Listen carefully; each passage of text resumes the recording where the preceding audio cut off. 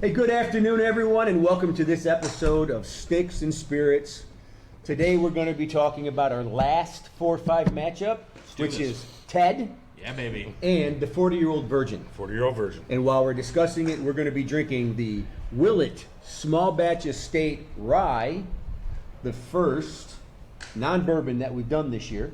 Okay. So we're going to do some more of those. We've been doing all bourbon so far. So we've got that rye, and we've got the Tatuai Kahonu 2012 cigar that we're going to be smoking. So guys, pour yourself a drink.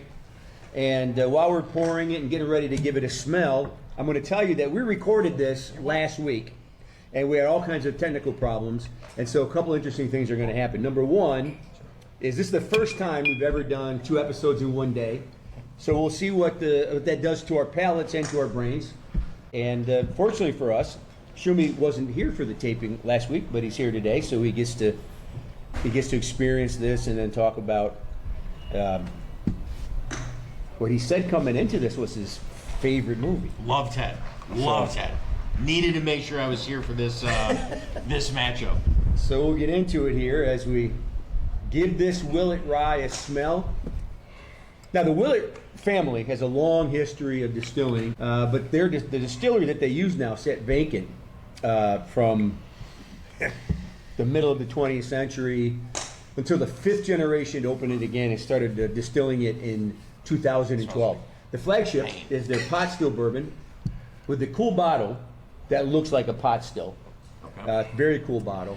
Because we are just getting this Willet in Michigan. In Michigan, right. Just came out. Point being is that Willet is new to Michigan, and We have it first. The small batch is rye. I just like when you point out how cool the packaging and the label is. It's a great bottle. I mean, the bottle on the still is great because the bottle's shaped like a still. But this label, and we'll give you a close-up in editing, this is a 113.6 proof. Oh, not 133. 113.6, a small batch, and it's been aged for 4 years. It's made from 2 different mash bills mixed together. 90% of it is 74% rye, 11% corn, and 15% barley. And 10% of it is 51% rye, 34% corn, and 14% barley. Interesting. So 2 different ryes, 90% of one, 10% of the other, and they come up with this. And you said that's a family crest of the Willet family. This family crest of the Willet family on the cover. On the cover. Yeah, on the front of the bottle. So what are you getting? What are you getting on the nose, guys? Hot. It's gonna hurt. Yeah, well, there is a strong whiff of ethanol. Yes. I get from this. I see why the proof is higher. Yes. I'm smelling. But I'm also getting some like chocolate covered cherries. I was gonna say behind the ethanol. And if you're getting too much ethanol, back it away from your nose a little bit. Give it another shot because that ethanol is coming in. just getting a little more like caramel or vanilla. That's what I'm getting a whiff of. And then maybe more of the oak. Let's take a run at it here.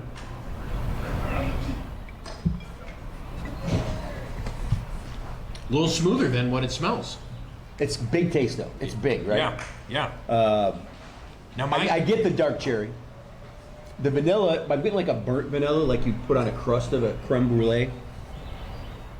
And a little leather. Isn't that weird? A little leather. A little leather. I wasn't getting that. I haven't tried a whole lot of leather. But you get the spices from the high rye. Yep.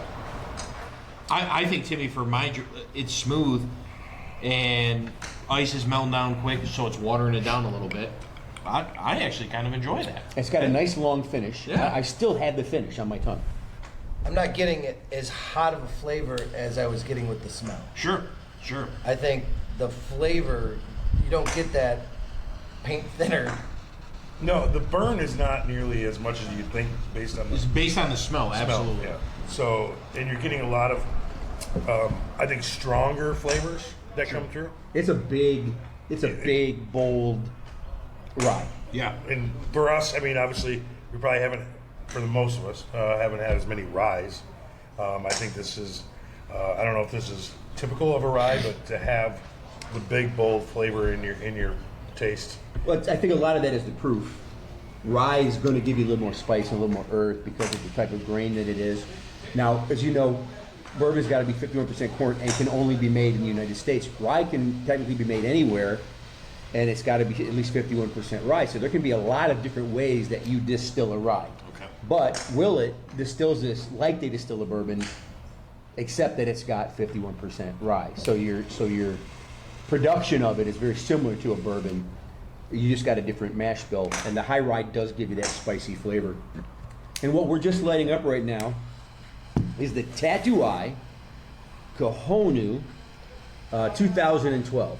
Tattoo Eye is the brand by who's now become a pretty big celebrity in the cigar world. His name is Pete Johnson. He brands Tattoo Eye, which stands, by the way, which is translated into tattoo. And if you ever see or meet Pete, you'll see the tattoos, and that's how he got the name. But he doesn't brand Tattoo Eye as just cigars. He brands it as cigars, wine, music, fashion, and travel.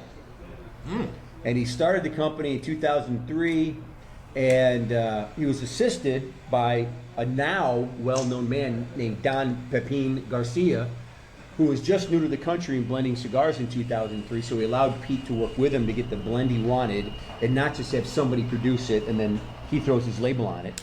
Pete was definitely involved in the blending.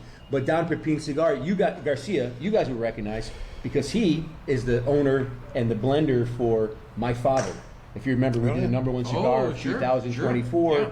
was one of his cigars. Oh, okay. So and what they wanted to do, and Pete's goal here, was to create cigars that were Cuban in style, but easier to get to the aficionado. And this does have a, in my opinion, big, bold flavor. It's got a Sumatra wrapper. Yes, a Sumatra wrapper, grown in Ecuador with Sumatra leaves. Filler and binder are both Nicaraguan. Thinking this is going to be a good pairing because you got a big, bold flavor, and you got a big, full, bold flavor in this cigar. 100%. This cigar, as soon as it, took that first draw, it kind of, I don't want to say it punched you in the mouth, but you can tell it's definitely going to have you're going to have a full-on experience with it. Yes. Yeah. Really like the wrapper though, Timmy. Very earthy. I'm starting to like that as more and more cigars we're having. Great burn so far. So while we let this smoke down a little bit and see how the bourbon does, go ahead. Did you mention the price point on these? Oh, I did not. So I think I said that's $65. These are $13 to $15. Okay. The two movies. I want you to start with Ted, Schums. Because we came into this and you said, I've got to have Ted. I believe Ted's going to win it. I don't know if you still feel that way, but I know you love the movie. Did you say Ted was your number one? Ted and Tommy Boy were my top two at the whole start of this comedy movies of all time. And yeah, this will be good because not only do I want to hear your take on Ted rewatching it now in this format, but I kind of want to hear a little bit about how just the experience of watching it in this format against other movies. Yeah. Sure. Some of these comedies that you haven't even seen. Sure. I mean, how that may have changed your views on it from what you were going into it. So first thing I'll say is I was a little worried about this matchup. I have not seen 40-Year-Old Virgin in years. Now, Ted, for me, it's not even necessarily the movie itself.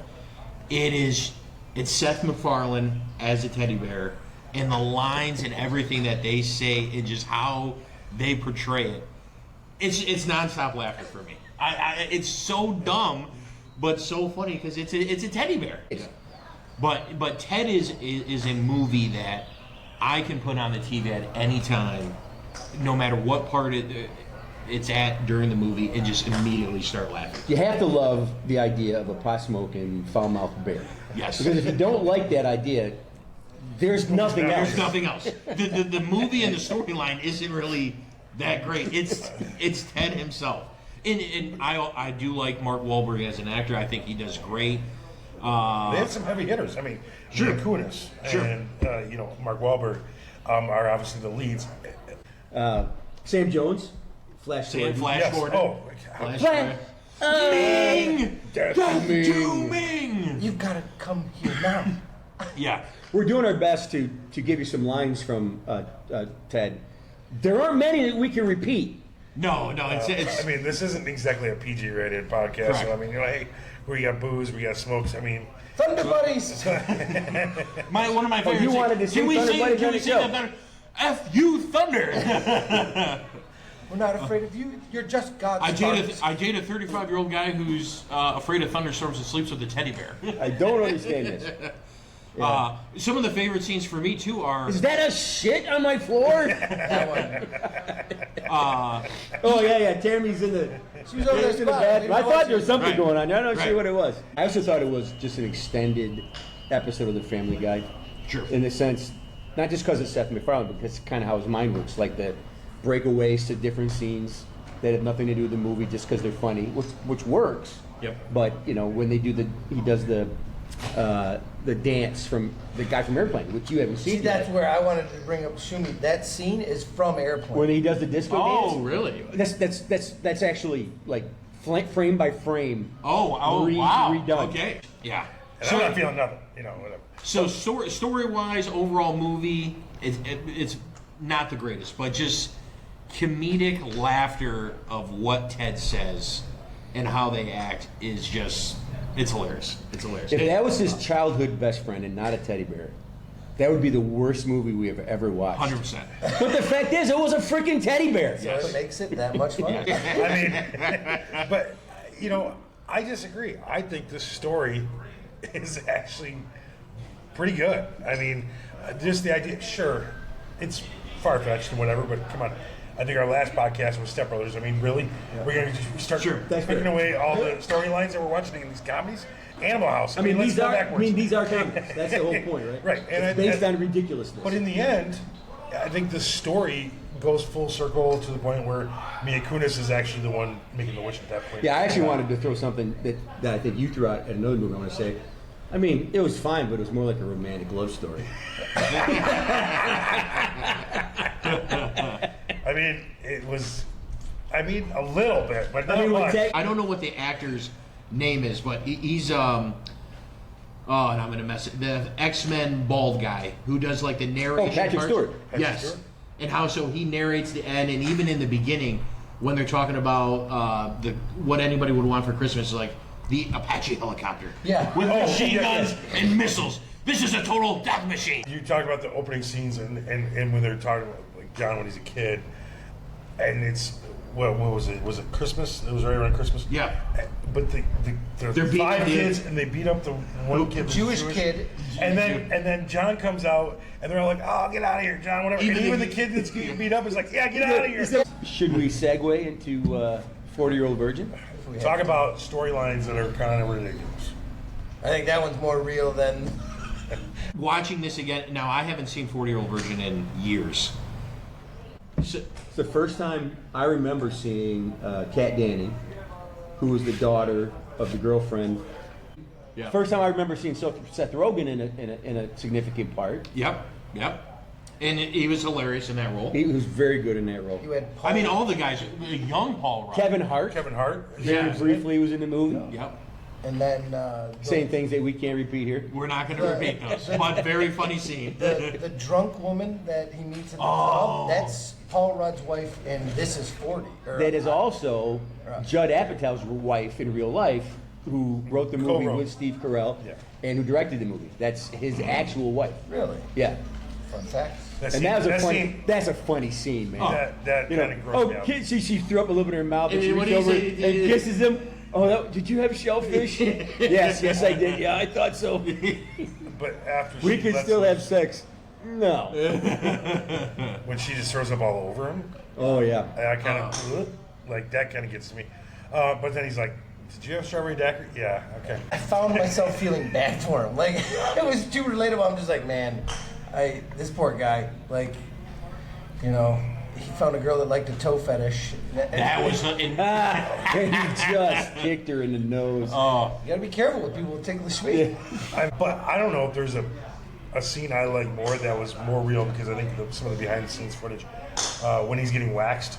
Oh my oh gosh. my And god. I think he really did it. really He'd did. never done it before. He really did. And that was his like, and you could tell. Oh, within Kelly the- Clarkson! You could tell in the scene that they were just trying to hold it together, and the girl that was doing it was like, "Oh God, I'm so sorry," and he's like, "No, that's not me." Like just, I hate you. yeah. I mean, you fucking whore. Like, And when he almost hooks up with the Elizabeth Banks character, and he takes his shirt off, And he's got the patches. But what's even better is when he's like, okay, I've had enough, and I think it was Paul Rudd's character is like, you look like a man-o'-lantern. Yeah.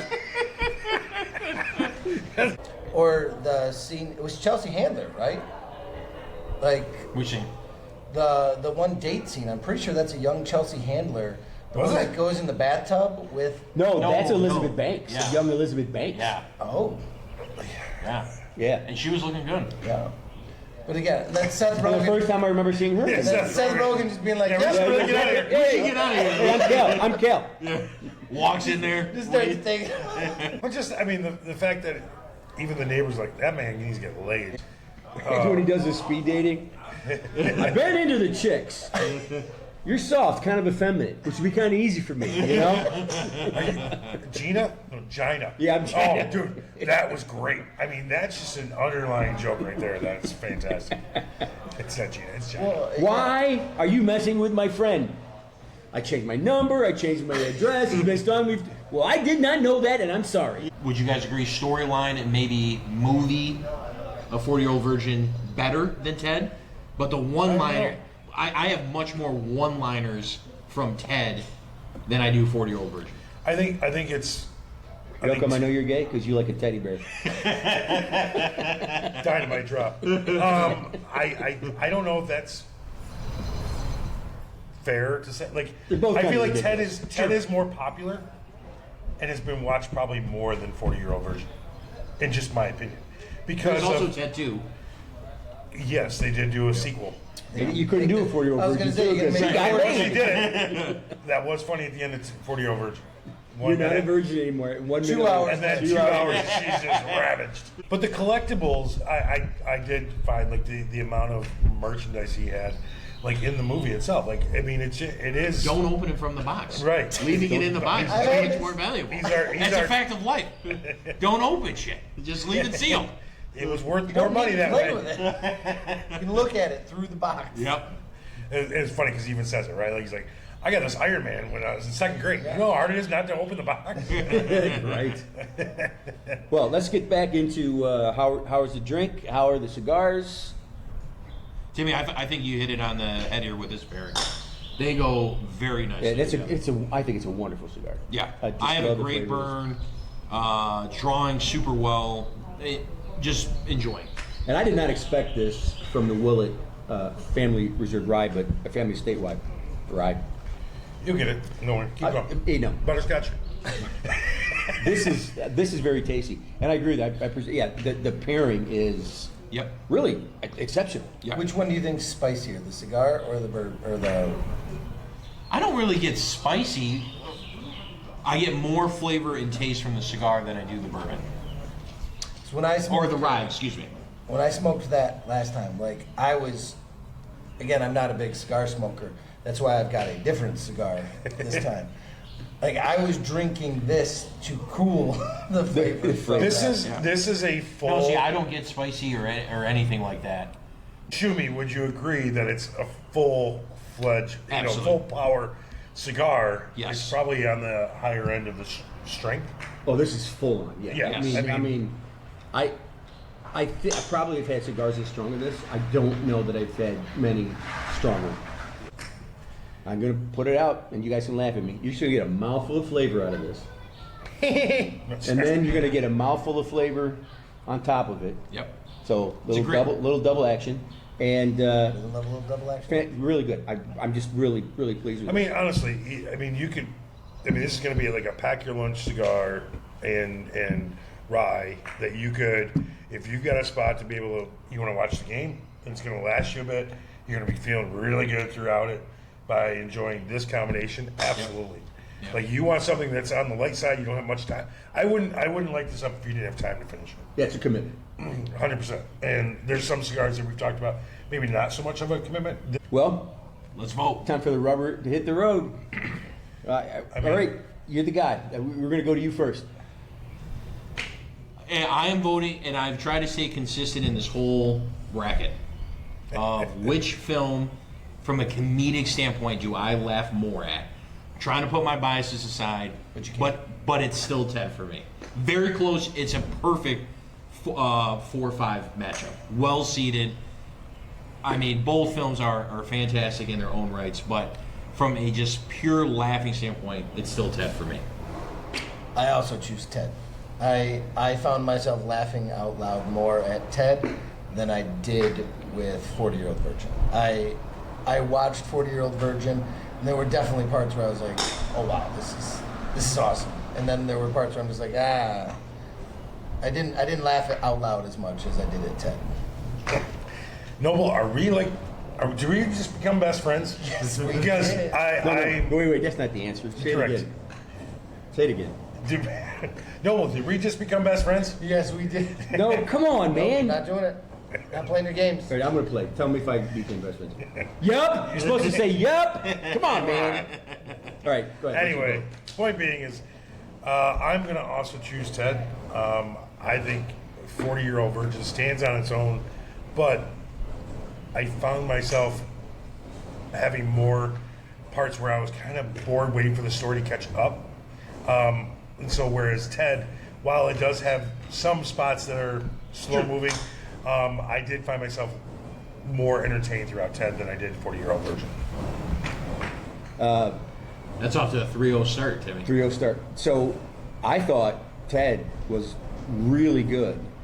So I don't want to denigrate it, but as good as I thought it was, I didn't think it was close. I thought 40-Year-Old Virgin was just superior from a laughing standpoint. And I'm the one who usually judges kind of the movie as a whole and not the laugh parts. But I just laughed so hard at 40-Year-Old Virgin. So here's Mr. Weiss's vote. Schummy had Ted as his #1 movie of all time. That's one hell of an endorsement. I really enjoyed Ted, and found it to be very funny throughout. 40-Year-Old Virgin, on the other hand, was hysterical. I laughed out loud, I cringed, I found the supporting cast, specifically the Indian dude, made the movie.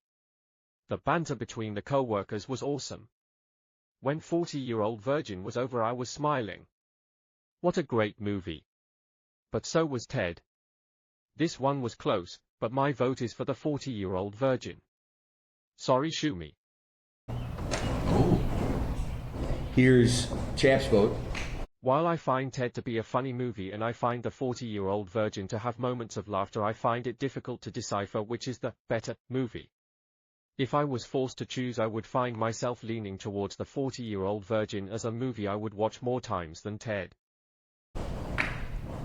So we're tied That's a 3-3. And here's Oz's vote. Okay, so here goes my thoughts on the Ted versus Tommy Boy. While Ted is funny, and I do like me some Mark Wahlberg, it isn't, for me, as quotable and all around as funny as Tommy Boy. Ted has its moments and they are super funny, but the plot and whole story doesn't do it for me. I am a Fairly fan and Tommy Boy is funny as hell to me. I still quote parts of the movie, and Tommy Boy is all around funnier and a better movie to me. My vote is for Tommy Boy. Because he didn't watch. We love you, 40-Year-Old Oz. Virgin. Jesus, We Oz. love you, Oz. So You had one thing to do. Sorry, guys. Fuck, it was 40-Year-Old Virgin. Damn it. So One we've job. got a tie with an odd number of people. We've got a tie. Now what do? We didn't plan for this. We did it, yeah. Random generator. Or we can throw the weight to the people that are here versus not here. So, Ted. So Ted. Should have been here, boys. Now we look at our next week movies. We have 1/8 left and 3/6 left. We're going to go 1/8. All right. So next week, Monty Python and the Holy Grail against Strange Brew. Till then, keep your sticks lit and keep your spirits high. Cheers. Cheers. Cheers.